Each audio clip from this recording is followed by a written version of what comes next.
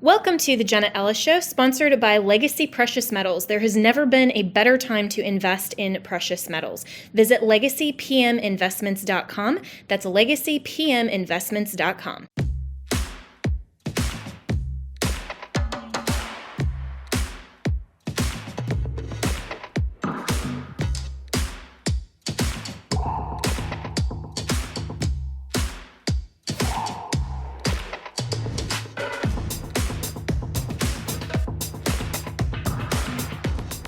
Good evening and welcome to Jenna Ellis tonight. So abortion and abortion regulation is continuing to make headlines across the nation with an amazing win for pro-life coming out of the Arizona Supreme Court. So this coming from Just the News. The headline is Arizona Supreme Court upholds law making abortion illegal in nearly all circumstances. The Arizona Supreme Court on Tuesday issued a decision upholding a 160-year-old law that bans abortion in nearly all circumstances.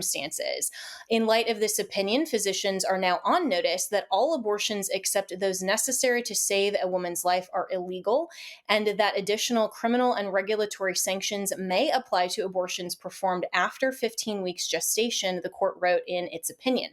The law, which was enacted as early as 1864, gives abortion providers a 2 to 5 year prison sentence, and it does not include exceptions for rape or incest. Arizona became a state in 1912. The law may only be enforced prospectively, and enforcement will begin in 14 days to allow the legal process to play out. So this, of course, meaning prospectively, meaning that ex post facto laws are against the U.S. Constitution, meaning that any abortions that happened before this law took effect, of course, cannot be criminalized or otherwise punished by the state, which makes sense, and that's part of the U.S. Constitution. But ultimately, this is all about a win for pro-life. This is a trigger legislation that, even though it was all the way back in 1864, was the will of the people through their elected representatives. And so much of the rhetoric coming from even so-called conservatives are suggesting that, oh, the courts shouldn't have a say in this and we shouldn't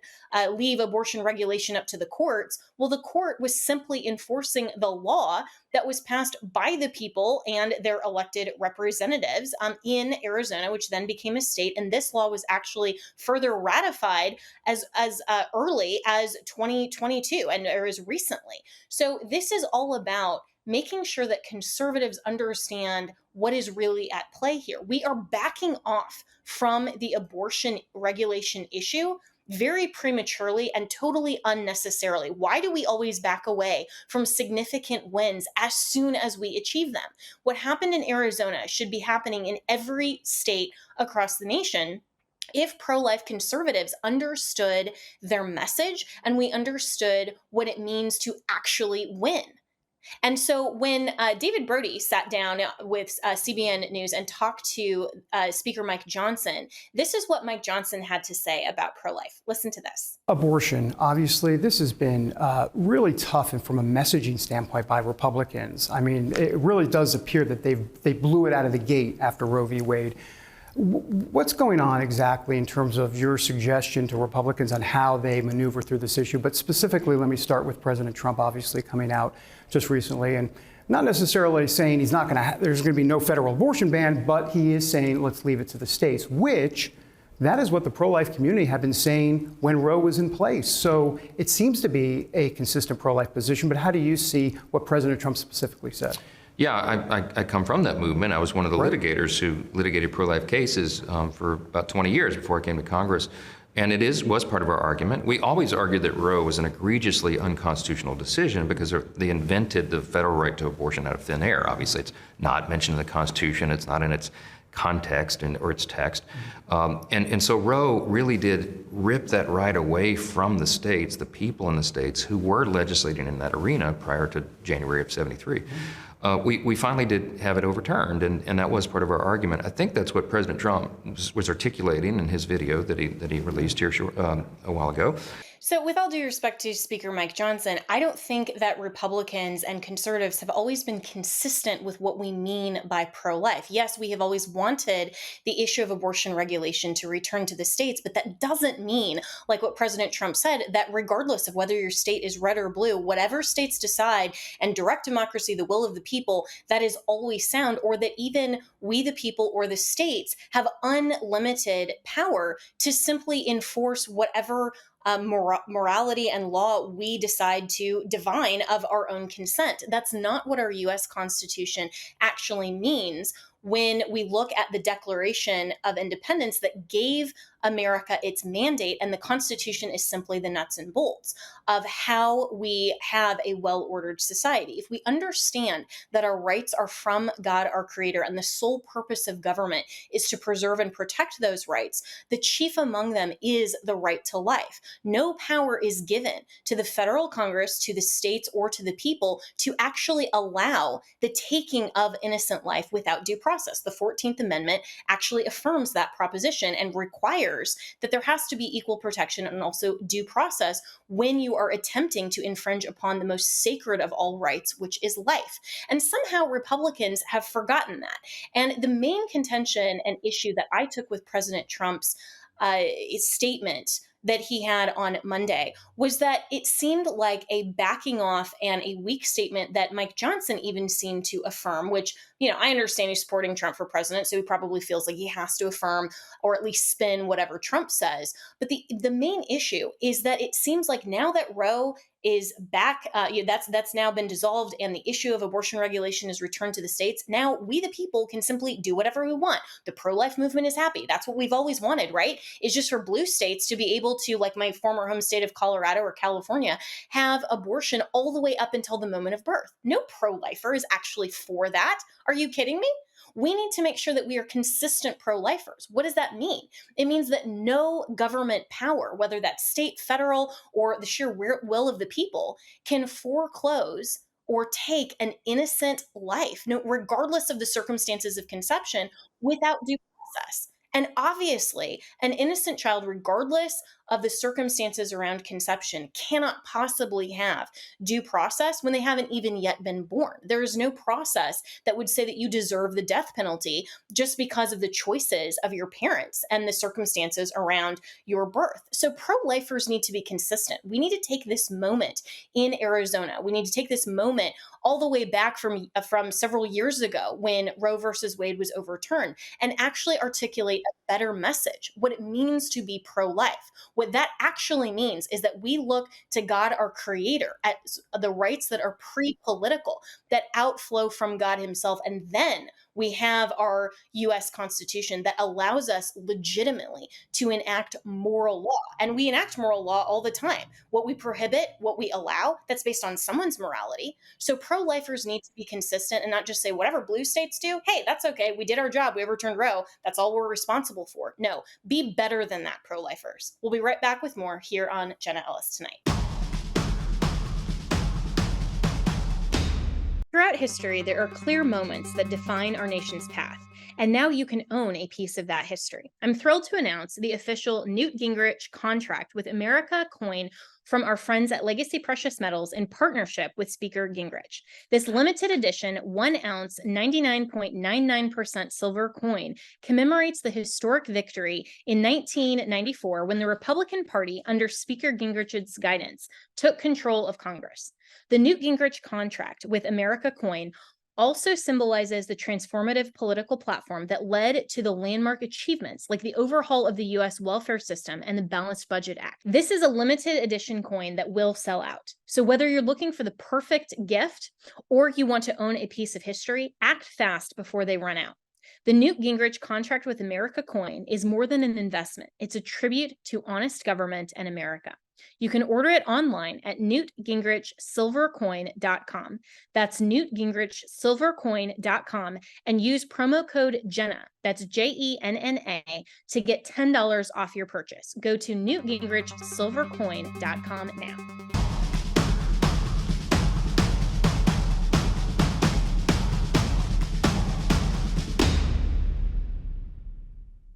So, breaking earlier today, President Trump responded to reporters who asked what he thought about Arizona's decision. And this is what he had to say about that and also states' rights for abortion. This is exactly what I was just talking about. Listen to this.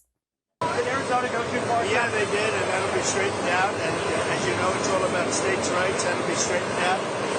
And I'm sure that the governor and everybody else are going to bring it back into reason, and that will be taken care of, I think, very quickly. What do you think about Florida? Florida's probably maybe going to change also. See, it's all what it's the will of the people. This is what I've been saying. It's a perfect system. So for 52 years, people have wanted to end Roe v. Wade to get it back to the states.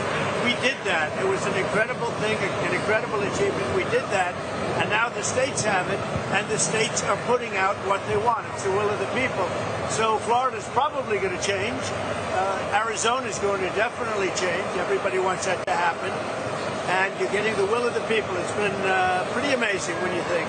The will of the people in Florida was to pass the heartbeat legislation. The will of the people in Arizona has been, since 2022, when this was re-ratified, as I was just talking about, to restrict abortion. And so how is it possible that the GOP nominee of the party that is supposed to be pro-life is suggesting that our only obligation was to overturn Roe, and now when we're getting these significant wins, no, it's the will of the people to go back and allow abortions? This is the opposite of pro-life. This is pro-death. This is absolutely not what President Trump should be saying. And Arizona GOP Senate candidate Cari Lake had this to say after the Arizona Supreme Court decision came out. She posted this. This is part of her statement that she posted on X yesterday. She said, in addition to covering the state of Arizona as a fair and honest journalist for 27 years, I have traveled to every corner of this state on the campaign trail. I speak to more Arizonans than anyone, and it is abundantly clear that the pre-statehood law is out of step with Arizonans. I'm the only woman and mother in this race. I understand the fear and anxiety of pregnancy and the joy of motherhood. I wholeheartedly agree with President Trump. This is a very personal issue, and it should be determined by each individual state and her people. I oppose today's ruling, and I'm calling on Katie Hobbs, Democrat governor, by the way, and the state legislature to come up with an immediate common sense solution that Arizonans can support. Ultimately, Arizona voters will make the decision on the ballot come November. Is she kidding any of us? I mean, this is so against the pro-life proposition. And Matt Walsh from the Daily Wire called her out on that. This is what he had to say yesterday in response on X. Cari Lake comes out against an abortion ban in her state. This is not a, quote, states' rights position she's taking. She's actively against a law protecting the unborn in her own state. This is not incrementalism. This is just wholesale adoption of the left-wing proposition on a crucial issue. We wouldn't accept it if she suddenly announced she was pro-illegal immigration or pro-gun control. We shouldn't accept this either. So John Cardillo is a former NYPD officer and a GOP strategist. He joins me now. John, this is absolutely incredibly disgusting, in my opinion, that President Trump, Cari Lake, and so many of these MAGA conservatives, quote unquote, are just giving away the entire pro-life game. I mean, they're giving away a lot of platforms. You know, one of my, and maybe this is a bit wonky of me, but one of my issues with this, beyond the issue at hand, the abortion issue, is we've got these GOP figures, the leader of the party, Donald Trump, and Cari Lake, one of the most visible, who don't seem to understand that we're a representative constitutional republic and not a democracy. The system worked as intended. The representatives in the legislature passed laws. Those laws then went to executives for signature. And in Arizona's case, 160 years ago, in Florida's case, not long ago. But they want to bring us back to a system where the popular vote reigns supreme. And they better beware what they wish for as Republicans, because that'll mean New York City and Los Angeles and San Francisco and Chicago will decide every general election. And we will never see a Republican elected again. But in this scenario, I mean, look, I think Cari Lake is a horrible candidate. I've never been a fan. I don't think she can win. It's a long shot at best. But for any conservative to call upon the radically far left Democrat governor to do something that would agree with the position of that conservative, well, then maybe that person isn't all that conservative. Now, Trump, on the other hand, is politically insulating himself. I think he's just reiterating what he said in the speech the other night. So from a strategic standpoint, Trump's position was pretty smart. Cari Lake, I think, is all over the map, but it's going to hurt her. I think it'll be a net neutral for Trump. Yeah, and I think that has been reflected in a lot of at least the rhetoric and response that we've seen on social media and also the media, where people are saying, including Speaker Johnson, that this was just the position of Trump that has been the position of pro-lifers for years, that we need to return this back to the states, and hey, the states can do what they want, right? Where Cari Lake went even further by actually calling on this extreme Democrat leftist that she ran against for governor of Arizona to now unwind a pro-life win for conservatives. I mean, this makes her basically a Democrat in proposition. And we saw a lot of that, I guess, that ratio from her statement, where a lot of even hardcore MAGA conservatives have now come out against her. So I think you're right that this really hurts her. But I also agree, John, she is a terrible candidate and just an overall terrible person. Yeah, and here's the other issue, right? I mean, the from a messaging standpoint, what they're doing is going to blow up on their faces. I mean, it's going to backfire on them. So great, states' rights, send it back to the states. That's what the Dobbs decision did. Okay, we can all agree on that. It was a good thing to overturn Roe v. Wade as law of the land. It goes back to the states, but beware what you wish for, because you don't know how those states are going to vote, whether it be the legislatures or the voters on a ballot referendum. And then you've got someone like Cari Lake turning around and aligning with the Democrats. And look, I spent a lot of time in Arizona. I do some business out there with a group, and I was out there quite a bit during the 22 election. Chris Mays, the attorney general, and Hobbs, the governor, Kitty Hobbs, they are radically far left. And Arizona media loves them. And one of the reasons they love them is that Chris Mays was a reporter, the new attorney general in Arizona, for the Arizona Republic. So the media is in lockstep. I mean, even Cari Lake's own network turned against her own local channel. So for her to come out with this position that's zigzagging all over the map, they are going to have a field day with this. She is going to be the buffet and the feast of left-wing Arizona media, and it's some of the worst I've seen in America, for the next, whatever we are, months till the election. Here was 8 months till the election. Cari Lake is going to be their favorite whipping post. I mean, they are going to drive her into the ground. You combine that with the fact that the McCain family, now look, I am no fan of the McCains for a multitude of reasons, but they have a lot of power in the state of Arizona. She already insulted them once. Yep. Meghan McCain publicly rebuked her for trying to make amends. And you can bet your bottom dollar Cindy McCain is there behind the scenes.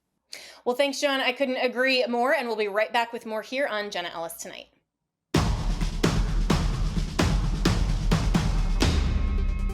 As you know, my friend Mike Lindell has a passion to help everyone get the best sleep of their life. He didn't stop by simply creating the best pillow. Mike created the Giza Dream bed sheets. They look and feel great, which means an even better night's sleep for me, which is crucial for my busy schedule. Mike found the world's best cotton. It is ultra soft and breathable, but extremely durable. Mike's Giza sheets come with a 60-day money-back guarantee and a 10-year warranty. The Giza Dream Sheets come in a variety of sizes and colors. Mike's latest incredible deal is the sale of the year. For a limited time, you will receive 50% off the Giza Dream Sheets. You will also receive a set for as low as $29.98. So go to mypillow.com, click on the radio podcast square, and use the promo code Jenna. There you will find not only this amazing offer, but also deep discounts on all MyPillow products, including the MyPillow 2.0 mattress topper, which I have and I love, the MyPillow kitchen towel sets, and now even flannel sheets and so much more. We definitely need flannel sheets for as crazy as all of this weather has been lately. So go to mypillow.com and make sure you use the promo code Jenna or call 1-800-564-8475. That's 1-800-564-8475 and use the promo code Jenna.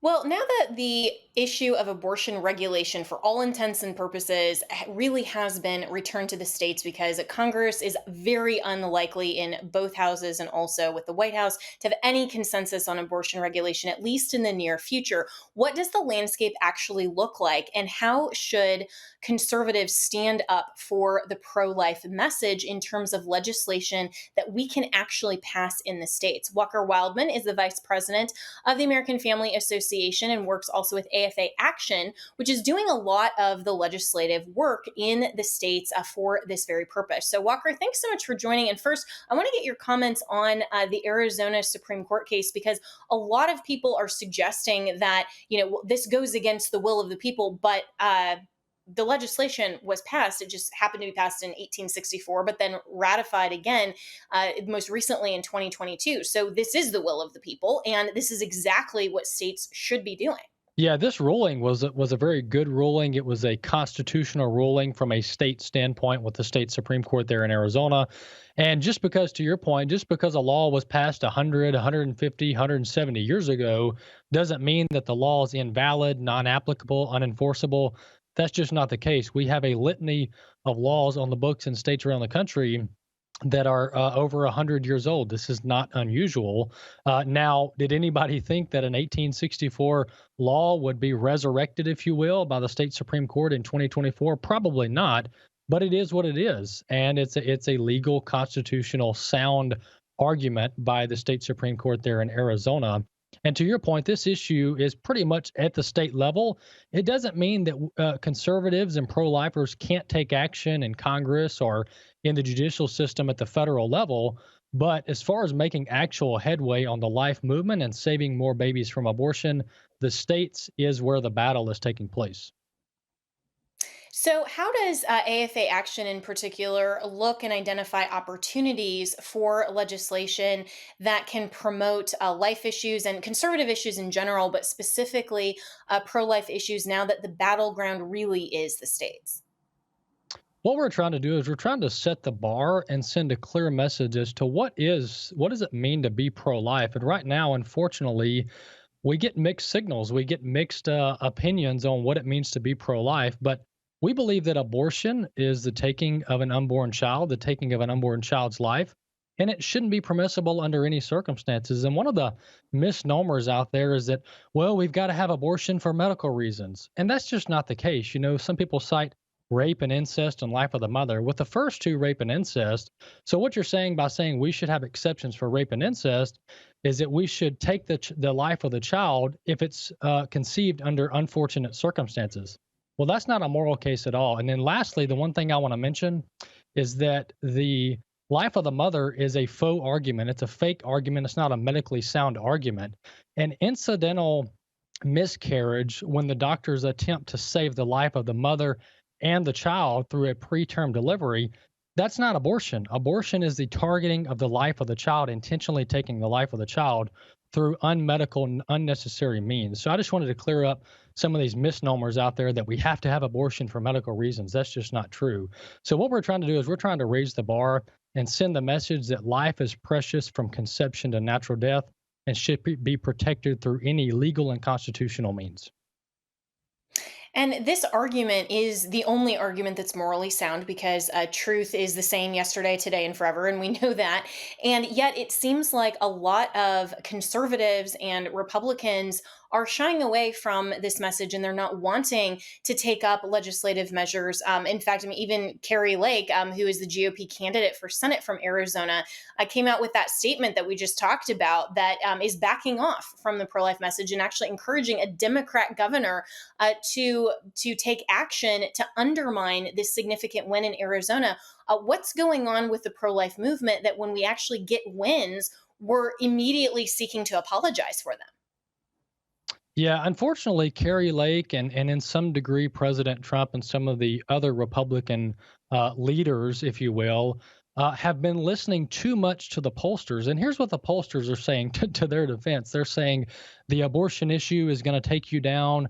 You have to go to the middle on the abortion issue. You have to be moderate. Otherwise, you're not going to be elected.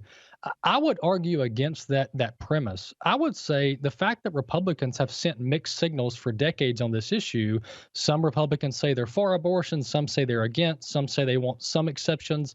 The fact that we're sending mixed signals and we're not clearly articulating what it means to be pro-life, I think that's the main problem here. I don't think it's a problem that 60, 70% of voters want abortion.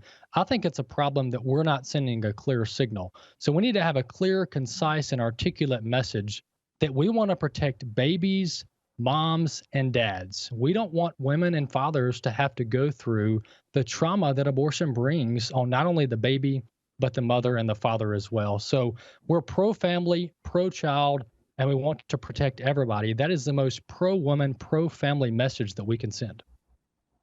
Yeah, and it makes so much sense when you frame it that way. And conservatives and especially Christians need to be more bold in their genuine pro life message. And so, with AFA Action, of course, this is part of the American Family Association. You can go to afa.net and look at all of the great work that this organization is doing. And of course, I host Jenna Ellis in the Morning, which is on the radio network there, in full disclosure.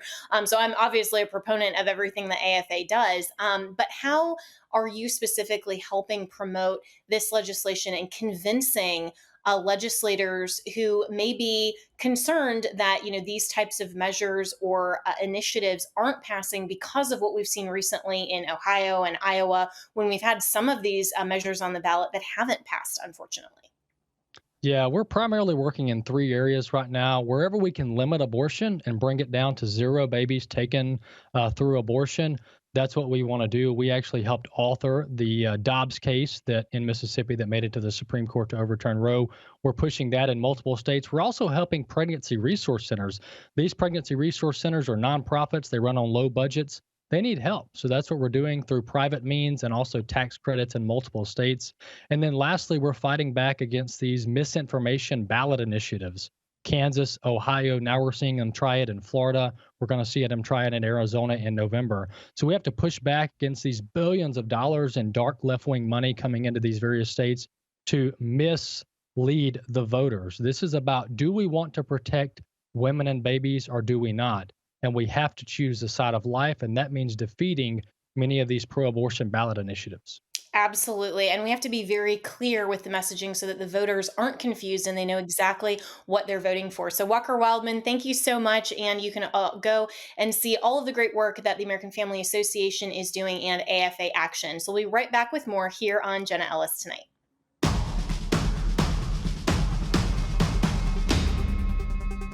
Throughout history, there are clear moments that define our nation's path, and now you can own a piece of that history. I'm thrilled to announce the official Newt Gingrich contract with America coin from our friends at Legacy Precious Metals in partnership with Speaker Gingrich. This limited edition 1 ounce, 99.99% silver coin commemorates the historic victory in 1994 when the Republican Party, under Speaker Gingrich's guidance, took control of Congress.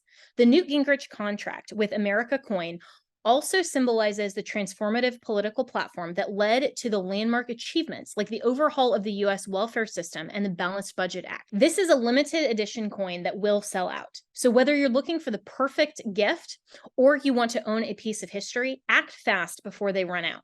The Newt Gingrich contract with America coin is more than an investment. It's a tribute to honest government and America. You can order it online at newtgingrichsilvercoin.com. That's newtgingrichsilvercoin.com and use promo code Jenna, that's JENNA, to get $10 off your purchase. Go to newtgingrichsilvercoin.com now.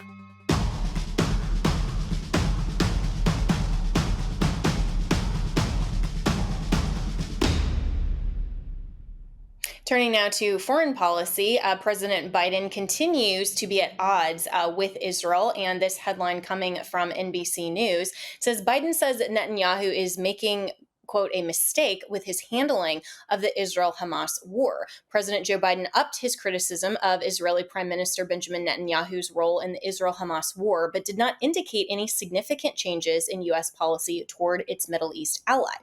Quote, I think what he's doing is a mistake, Biden said in an interview with Univision that aired last night in response to a question about whether Netanyahu is more concerned about political survival than Israelis' national interest. I don't agree with his approach, Biden added in the interview, which was taped last Wednesday. The remarks illustrate how Biden is increasingly willing to publicly criticize Netanyahu amid mounting criticism from progressives about Israel's handling of the war in Gaza.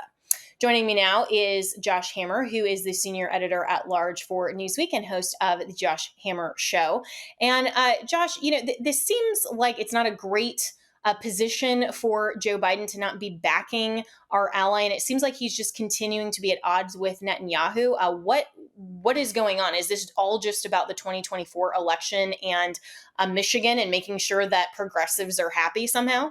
Yeah, Jenna, what's going on very simply is that Joe Biden is a disingenuous moron of the highest order. So, I mean, let's step back for a second here. When it comes to how to achieve tactical military victory in Gaza against the Islamist organization Hamas, who would know better? The Israeli military, which has fought numerous existential wars over the 75 to 76-year history of the country, or Joe Biden? I mean, what is this scenario where the United States presidential administration is not necessarily condoning or criticizing overall war strategies, but is going into the tactics of which cities to go into? This is ridiculous scrutiny and Monday morning quarterbacking, the likes of which I don't think the U.S. or the Biden administration in particular would ever treat any other country, let alone any other country that we typically hold out to be a close ally. So I don't know why it is that they feel this urge to so closely scrutinize the actual tactical military operations. But look, he's also being disingenuous, because when Biden is criticizing Bibi Netanyahu or the quote unquote Netanyahu government,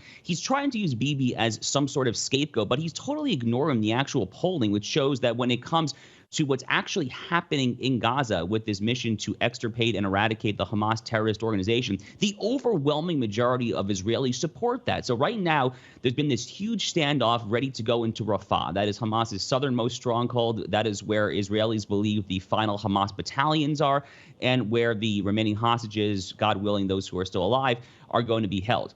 Right now, 75 to 80%, based on the polling that I've seen, of Israelis support that. So this is not criticizing the Netanyahu government. It's criticizing Israel's need to finish the job, telling Israel to stop short of Rafah, which is what Biden, Tony Blinken, and the rest of the clown brigade in D.C. are doing, is the functional equivalent of telling the allies, the Americans, the British, and the French, who are marching on Berlin to take out Hitler, is the functional equivalent of telling them to stop in Frankfurt or Dresden, not to go for the kill shot into Berlin.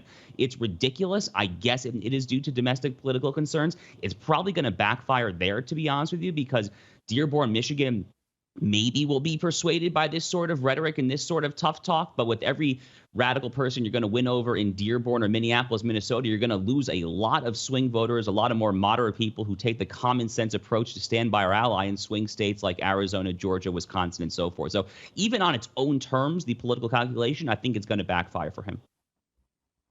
How many moderates and independents do we really think are undecided, though, going into 2024? I mean, it makes sense if you, this type of rhetoric and position, if you think, okay, Joe Biden is just appealing to his base, which are the far left extremists.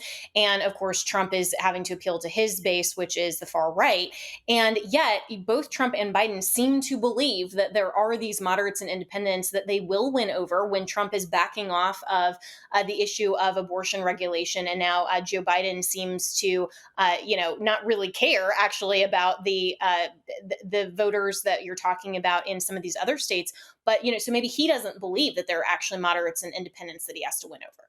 Yeah, so it's a reasonable question, because we do have both a current president and a former president. So they both probably have, 98 to 99% name ID. But I think you do have some people, Jenna, who are very skeptical of both of these candidates. Neither one of these gentlemen happens to be the most popular man in America, I think would be an understatement. And they're trying to basically decide who to hold their nose for. It's not that they don't know anything about them. They probably know a lot about both men, but they're still trying to figure out who they can actually go into that voting booth and actually hold their nose for and then pull the ballot lever. So I think when Joe Biden pulls stunts like this, when he's throwing our ally under the bus in this vain attempt to appease the pro-jihadi radicals in Dearborn, Michigan, I think a lot of more blue-collar voters in states like Georgia, North Carolina, Pennsylvania, and so forth, they can sniff out the disingenuousness, and they will probably vote accordingly. Yeah, isn't it really sad that this election will likely boil down, for the most part, between who do you hate more? I mean, that's a lot of conservatives are suggesting that they're going to vote for President Trump just because they can't stand Joe Biden and his policies. And of course, the Democrats and the leftists aren't really pro Joe Biden. They're just so anti-Trump. I mean, what happened to actually putting up candidates that either side could enthusiastically support? I'm still of the opinion that Joe Biden may be replaced before we get to November. How would that potentially change the landscape for the GOP? Well, Jenna, I just don't see that happening. To be honest with you, I think the window for that has really passed at this point, and I just don't see that happening. But if they were able to somehow have a grassroots floor revolt out of the Democratic National Committee, and there's all sorts of ballot access questions, could they even get that candidate on the ballot in time before November? The DNC humorously is actually facing a lot of ballot deadlines where they might miss the ballot as it is. I saw Ohio and Alabama both this week have deadlines prior to the DNC, so they're going to have to fix that.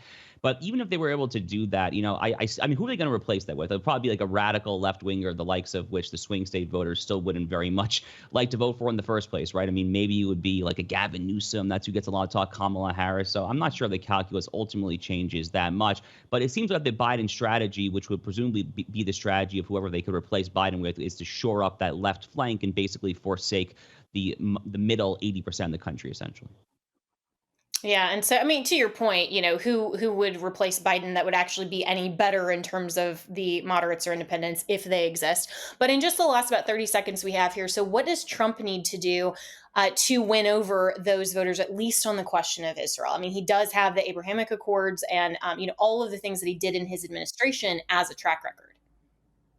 Yeah, I think that Trump should be a little more outspoken on this issue. He's been somewhat coy. He hasn't been terribly outspoken on it. So it would be nice to just reiterate that he stands with Israel and that his administration did achieve landmark peace in the Middle East with the Abraham Accords, the UAE, Bahrain, Morocco coming into the fold of peace. He should emphasize that on the campaign trail. It is a huge achievement. It's a crown jewel of his presidency. It's a very big deal. He should talk about it, frankly. Absolutely. And we'll be right back with more with Josh Hammer to talk more about Israel and a very interesting Tucker interview right after this.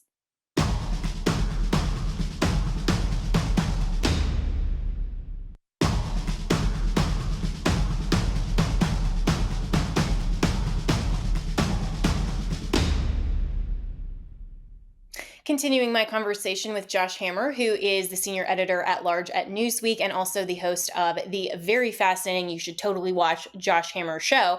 And Josh, Tucker Carlson did a really interesting interview on Israel. And so we're continuing that line of the conversation. And this is what Tucker posted with that interview on X, formerly known as Twitter. Episode 91, how does the government of Israel treat Christians? In the West, Christian leaders don't seem interested in knowing the answer. They should be. Here's the view of a pastor from Bethlehem. So seems very benign, but at least in some of the clips that were going around on social media, and I think a lot of the response from people who watched this interview, which as we were mentioning in the break, I don't think Tucker actually has a lot of viewers anymore, certainly not as many as he used to when he first started. A lot of the response from this, even from some of the hardcore right that likes him, were not happy with this interview. Why not?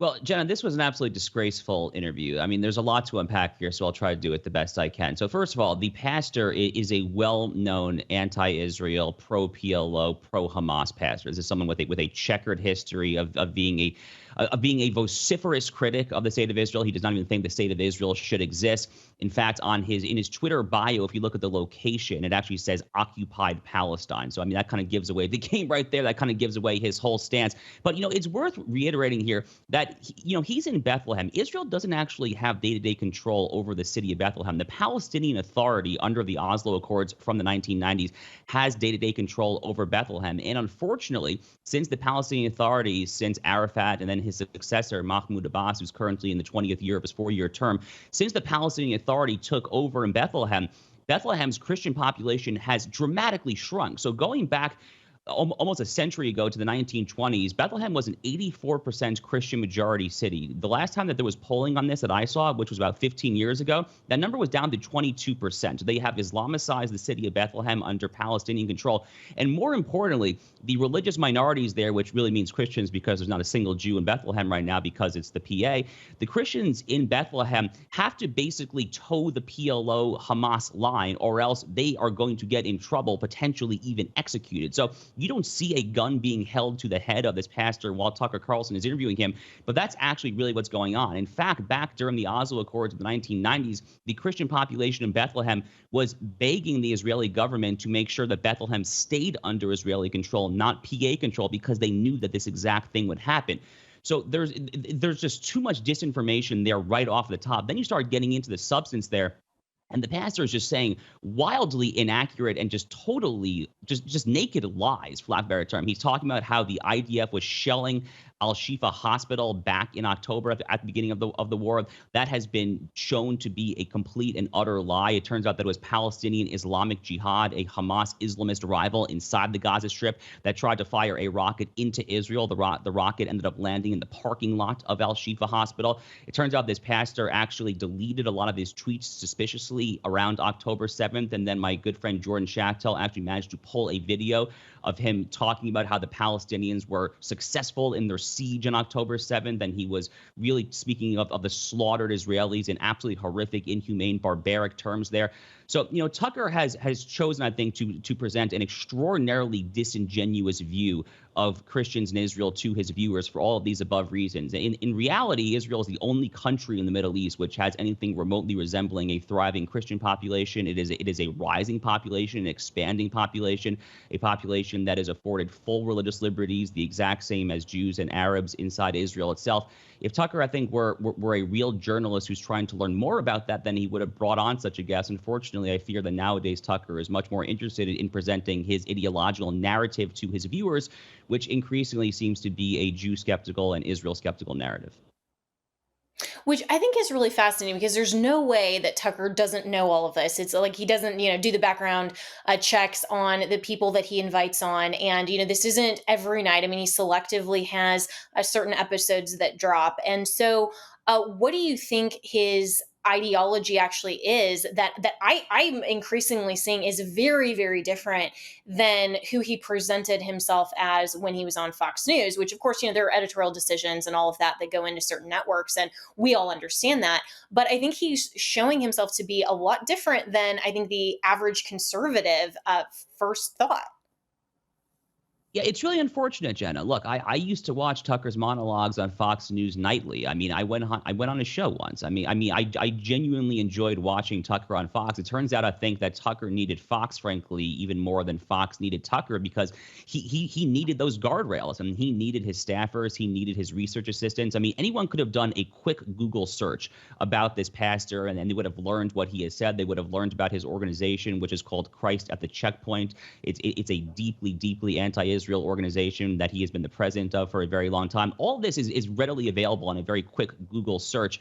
So you do have to ask the question as to whether he's doing it all intentionally. And look, I can only speculate here, but we're about a year after Fox let him go.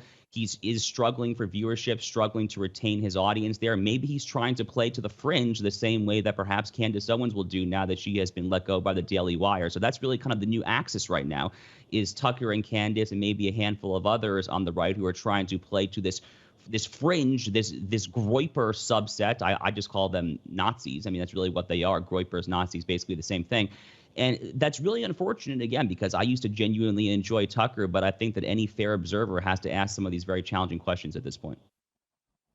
Yeah, and I think that fair viewers and consumers who are very critical, and they're skeptical viewers, and they want to make sure that the content they consume is coming from a viewpoint that they agree with. Otherwise, I mean, when I watch Rachel Maddow's clip, I know that I'm watching it so that I can disagree with her and so that I just know what she's thinking. But we need to not, as a conservative base, just assume that these people who present themselves as conservatives are always that. And it's really unfortunate that with the rise of these alternative media platforms, that a lot of people are trying intentionally to seek out certain audiences just so they can get clicks and likes. And that may or may not be Tucker. I mean, we are speculating on that, but it does increasingly seem to be people like him. You mentioned Candace Owens, rather than simply telling the truth, being a genuine conservative. What happened to being principled? And we've only got about 30 seconds. Look, I agree with everything you just said. I would just underscore the point there. I mean, but it really is a dangerous road. And it perhaps comes from a place of desperation where you have been let go of your more mainstream platform. Candace in the case of Daily Wire, although she did it herself, frankly. Tucker in the case of Fox News, maybe it really just is declining viewership, but it's tragic nonetheless. Tucker really, really, really ought to know better. He apparently is just letting, I think, his Israel hatred burst out into the open. It's so sad, but that's why I appreciate being part of the Salem News Channel, because you always know you get a conservative viewpoint here. That's all the time we have for Jenna Ellis tonight. Make it a great night.